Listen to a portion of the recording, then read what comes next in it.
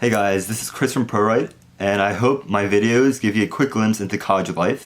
I know personally, when I was applying to colleges, it was very hard for me to write my essays and college applications. But you guys don't have to worry because you guys can work with ProWrite.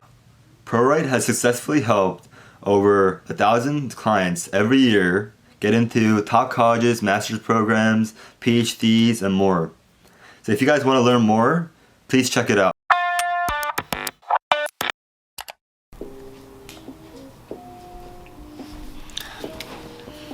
Hey guys, so as you can see, I am not currently in my dorm now. I'm home with my dog right now, and it is currently March 23rd, Monday, 8 a.m. right now. I just woke up.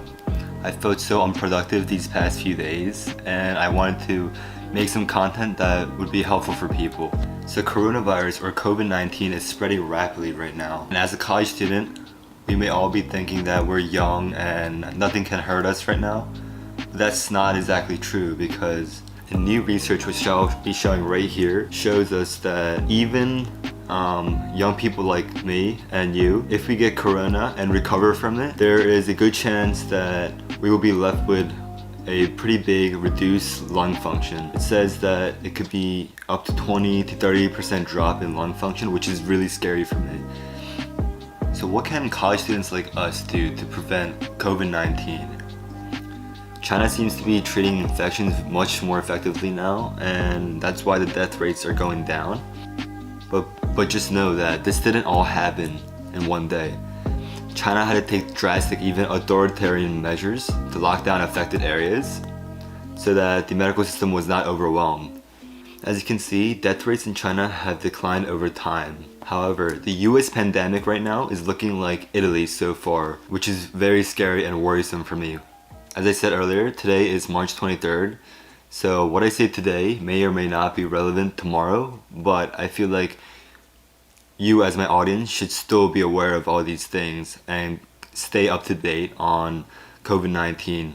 So if you look at the US graph right here, it is literally on the same trajectory as Italy was. And if you look down below, we're literally like 2 weeks before reaching where Italy is currently at. And Italy is one of the worst countries for COVID-19 right now. You guys probably heard the term flattening the curve multiple times already.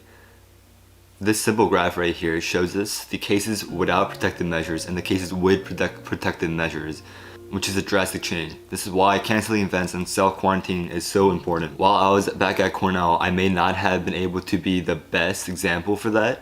However, once I'm home, I've been self-quarantining myself this past week and will do so for another week to come. So many of us teenagers are not taking this social distancing really seriously, but it actually does work to flatten the curve by a lot. Just look at this model right here. Literally one day could reduce the cases of COVID-19 by 40%, which is just mind-blowing. It's insane how much one day can do. So imagine what just doing like 2 weeks or 3 weeks of social distancing could do for us in the long term. It could save so many more lives. At the end of the day, COVID-19 really won't affect the majority of our population. Only 2 to 3% will die from it. However, just think about your loved ones, like your grandparents who have weaker immune systems than you. The reason social distancing is so effective is because COVID-19 can appear asymptomatic for 5-6 days, which is really scary because that means you can be a carrier but not know it yourself, have none of the symptoms but still be spreading the disease. Going out right now with the possibility of you carrying COVID-19 is extremely selfish of you, I feel like, because you could literally be infecting so many other people that would otherwise have been safe, but because of your selfish actions, they are now going to be sick and they could possibly infect more people and their loved ones. Okay, so just to reiterate everything, teenagers like us are not completely immune to the COVID-19.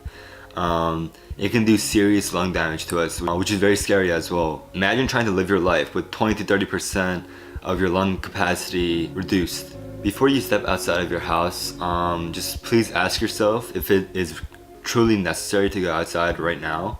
and just think about all the people around you and just your loved ones.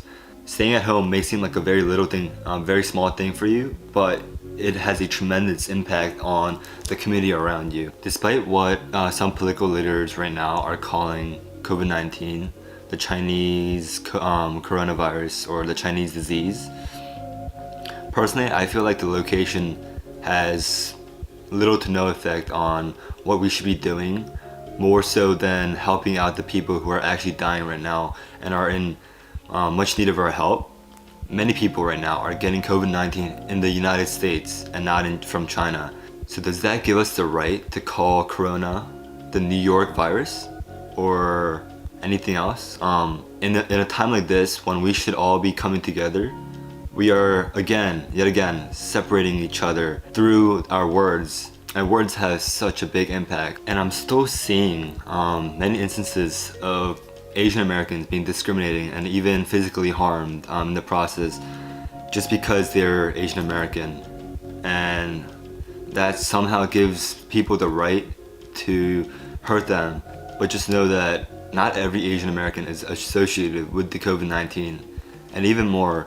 So I feel like these acts are extremely cowardly, and as an Asian American here, I'm extremely saddened, and I hope for people to see that how wrong this is, and for us to come together in a time like this. As someone who wants to be a healthcare professional in the future, hearing how hospitals around me are currently having shortages of masks is really disappointing for me. And it just blows my mind how people are trying to hog all of these things. How I know some doctors are going to extreme measures to get access to these masks, even putting their lives at danger.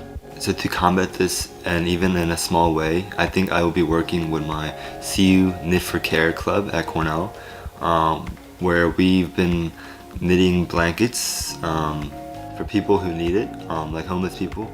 But right now instead, we can be knitting those, making our own masks for people who need it.